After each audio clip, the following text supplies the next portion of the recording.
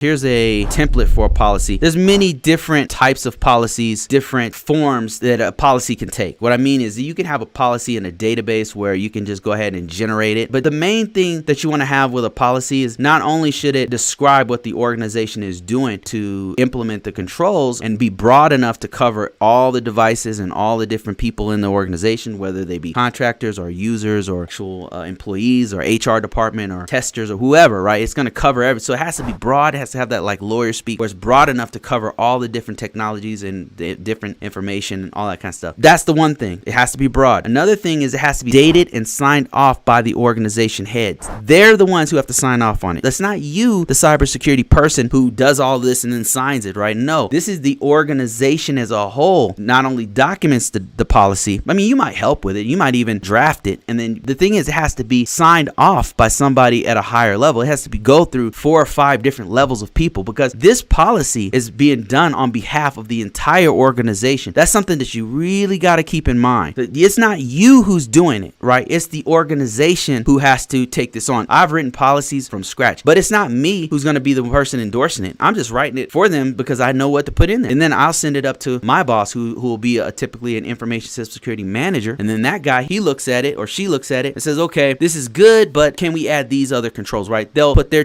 spin on it or whatever, and then it'll go to the next level. It'll make its way all the way up to like a CIO or a senior security person, and then they're the final say-so on it, or the CEO is the final say-so on it. Or you can have the authorization officer who's like the head of agency. They sign off on it and they say, yep, this is good. This policy is going to represent everything we do. And then you send that thing out to whoever needs to see it. And then finally, every year, usually they're updated annually. Every year you go through it again. You say, okay, it's still good. Nothing has really changed. Let's go ahead and update this thing. You update the dates on it. You know, if there's anything that needs to be changed, you'll change it and do the whole thing again. That's something that you do as a part of continuous monitoring, by the way.